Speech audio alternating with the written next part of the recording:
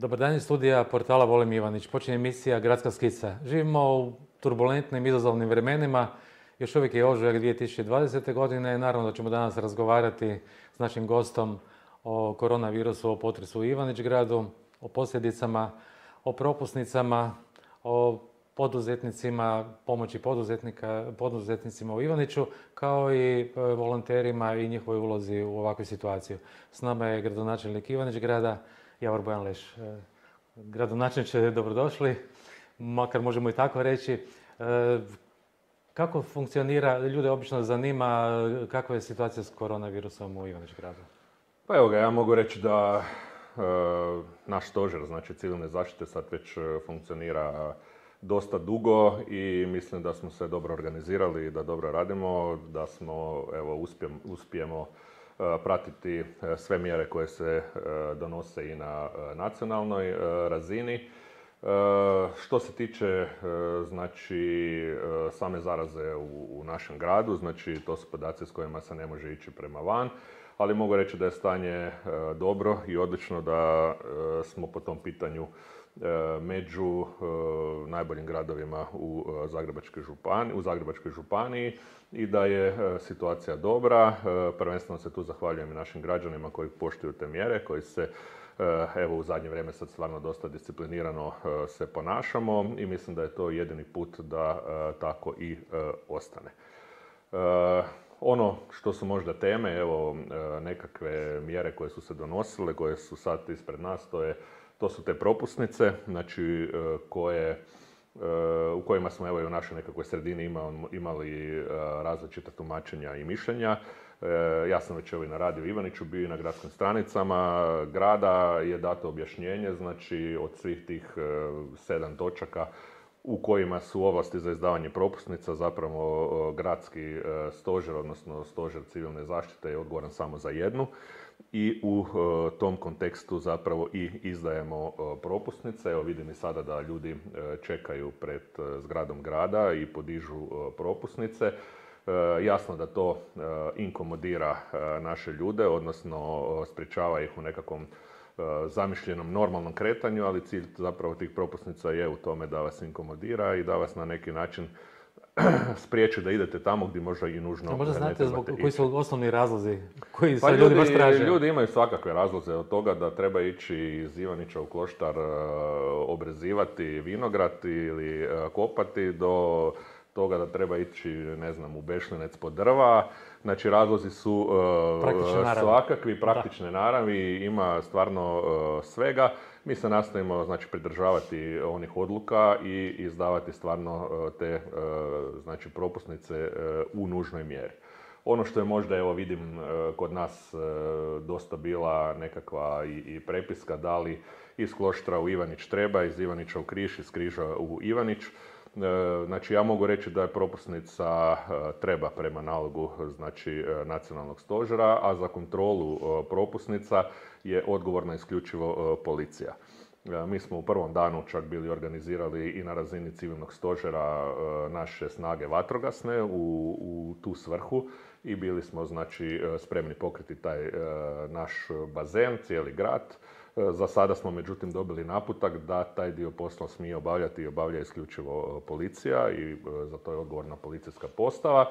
Tako da evo kontrola propusnica i kontrolni punktovi gdje i kada i u kojoj mjeri je nešto što je u nadležnosti policijske postaje i ona vrši tu kontrolu najbolje što može. A kad odbijate ljude, mislim, kako oni reagiraju? Jel prihvaćaju to da ipak nije baš neophodno potrebno? Moraju znači prihvatiti, jer zapravo nema tu druge mogućnosti. Znači osobno evo ima služba koja o tome procjenjuje, znači ja nisam osobno u to uključen i ne mogu se baviti sa time. Oni stvarno procjenjuju svaku osobu i ono što procijene da je potrebno izdaju znači propusnice. Ono što im je teže procijeniti kontaktiraju županijski nacionalni stožer i prema naputku zapravo nacionalnog stožera se onda i postavljaju ukoliko imaju nekakve nedoumice na koji način treba postupiti.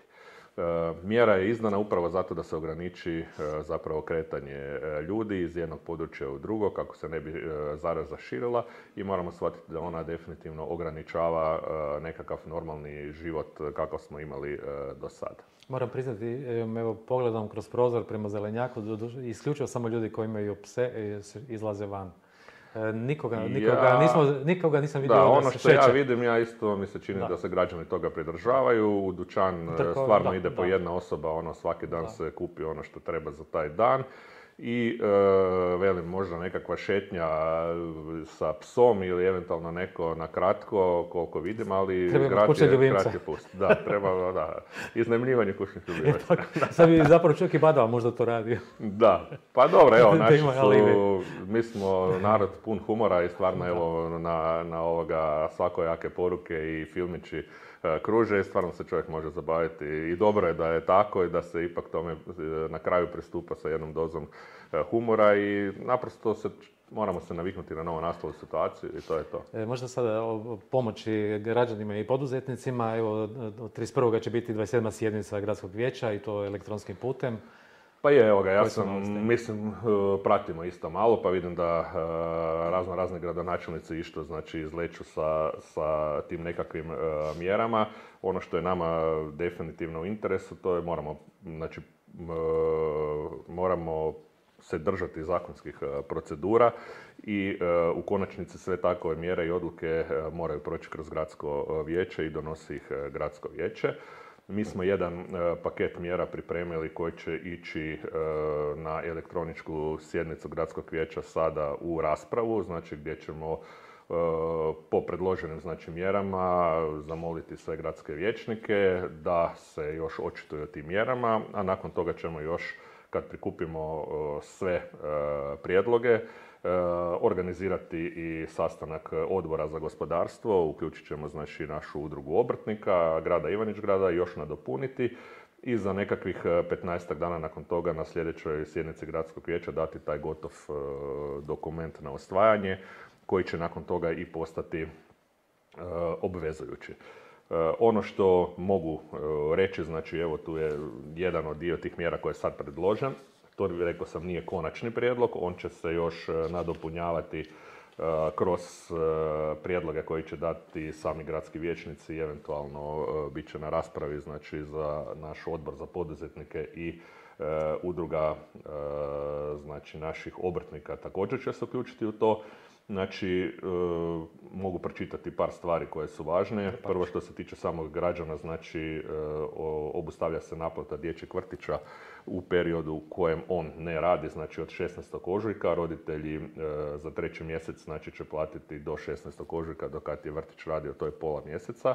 Nakon toga više, naravno, neće biti nikakve naplate dječjeg vrtića. Također će i grad privatnom vrtiću Roda isplatiti puni iznos po djetetu od 1370 kuna koje inače mjesečno dajemo pod uvjetom da vrtić ne otpusti svoje djelatnike, čime bi im trebali osigurati da opstanu na neki način također na tržištu. Obustavljaju se također postupci prisilne naplate potraživanja svih proračunskih prihoda grada Ivanić-Grada za sve pravne i fizičke znači, osobe u sljedećem periodu od 3 mjeseca. Također, znači, osim onim slučajevima kada je naplata pred zastarom ili iz nekih drugih razloga se mora izvršiti da ne bi ušlo u zakonski u zastaru. Zatim se odobrava odgoda plaćanja svih komunalnih naknada, komunalnog doprinosa za također 3 mjeseca, ožujak, travanj, svibanj, svim fizičkim osobama, također i svim pravnim osobama.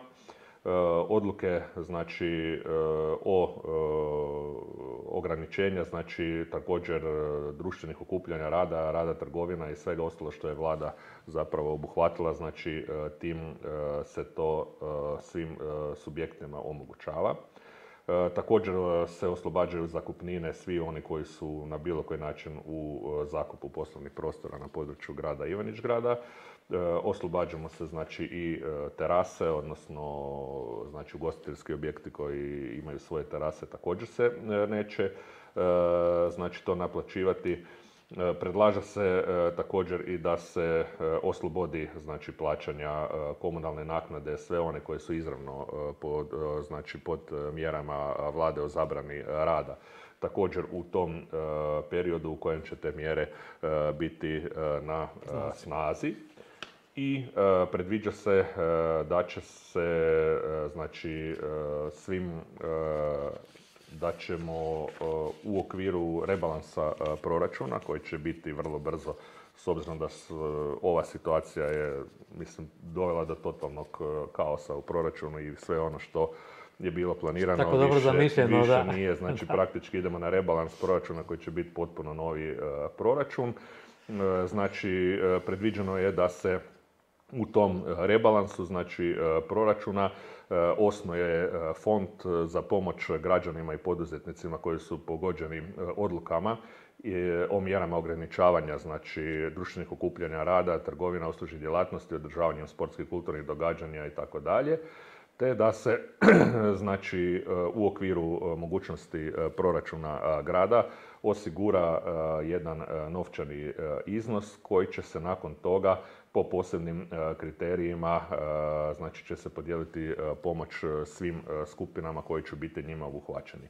Odluka o kriterijima i o visini, znači ne može se sad donijeti u ovome momentu, potrebno je sagledati kroz ovih sljedećih još 30-ak dana, znači do rebalansa proračuna, situaciju u proračunu, ali definitivno ćemo znači jedan dio maksimalni koliko možemo sredstava staviti u posebnu stavku i iz nje zapravo pomoći i našim građanima i poduzetnicima koji će biti najviše oštećeni u okviru onoga što će tada biti u mogućnosti.